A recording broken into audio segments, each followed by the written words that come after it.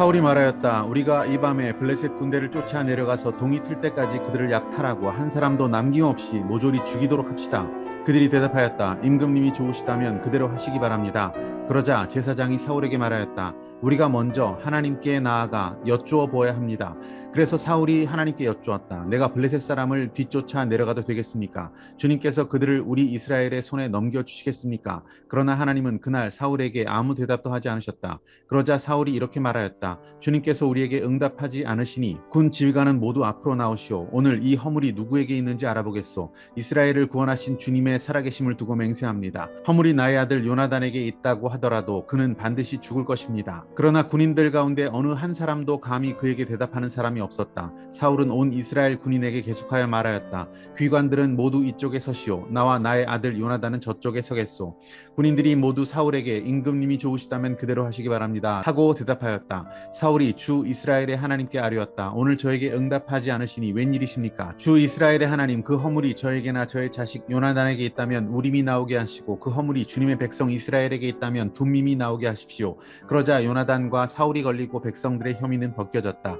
사울이 말하였다. 제비를 뽑아서 나와 나의 아들 요나단 가운데서 누가 죄인인지를 가려내시오. 그러자 요나단이 걸렸다. 사울이 요나단에게 물었다. 내가 무슨 일을 하였는지 나에게 말하여라. 요나단이 그에게 대답하였다. 손에 들고 있던 막대기 끝으로 꿀을 찍어서 조금 맛보았습니다. 죽을 각오를 하고 있습니다. 47절. 사울은 이스라엘을 다스릴 왕권을 얻은 다음부터 사방에 있는 원수들과 전쟁을 하였다. 그는 모압과 암몬 자손과 에돔과 소바 왕들과 블레셋 사람들과 맞서 싸웠는데 어느 쪽으로 가서 싸우든지 늘 이겼다. 그는 아말렉까지 쳐서 용맹을 떨쳤다. 이렇게 그는 침략자들에게서 이스라엘을 건져내었다. 사울에게는 요나단과 리스위와 말기수아라는 아들이 있었다. 딸도 둘이 있었는데 큰 딸의 이름은 메랍이고 작은 딸의 이름은 미갈이다. 사울의 아내의 이름은 아히노암인데 아히마아스의 딸이다. 사울의 군사령관은 아브넬인데 사울의 숙부 넬의 아들이다. 사울의 아버지는 기스요 아브넬의 아버지는 넬인데 둘 다 아비엘의 아들이다. 사울은 일생 동안 블레셋 사람과 치열하게 싸웠다. 그래서 사울은 용감한 사람이나 힘센 사람은 눈에 보이는 대로 자기에게로 불러들였다.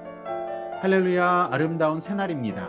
14장에서는 이스라엘과 블레셋이 전쟁을 하고 있습니다. 이 전쟁 가운데 승리한 곳은 이스라엘이었습니다. 이 승리는 사울의 아들인 요나단의 역할이 거의 결정적이었다라고 볼 수가 있습니다.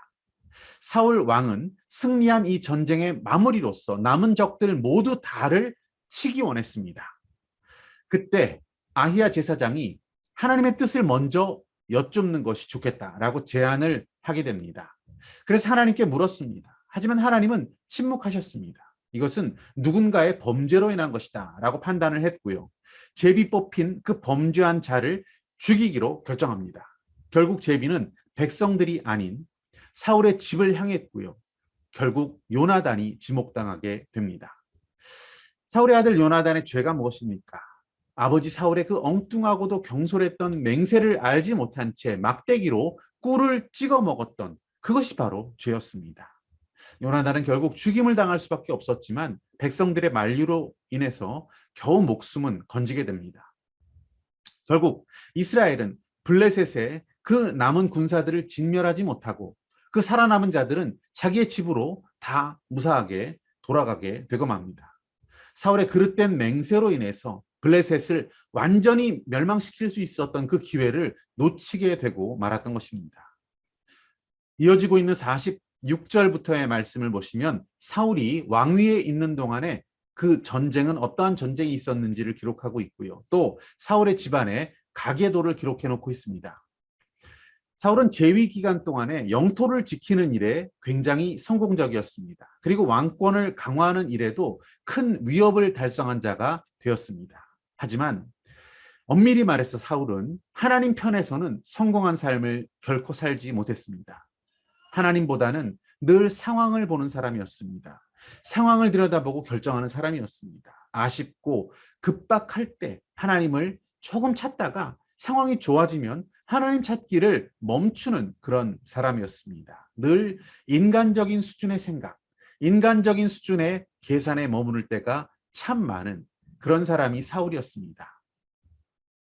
우리의 눈에 보이는 이 세상의 성공이라는 것, 이것은 다 사라질 신기루와 같은 것입니다. 사울 왕조는 결국 하나님 앞에 버림받고 말았습니다. 우리가 주 안에 사는 것, 우리 주님의 뜻 가운데 서는 것, 우리 주님의 뜻 가운데 인도하심을 받는 것, 그것이 바로 진정한 성공, 영원한 성공임을 우리가 깨닫기를 원합니다.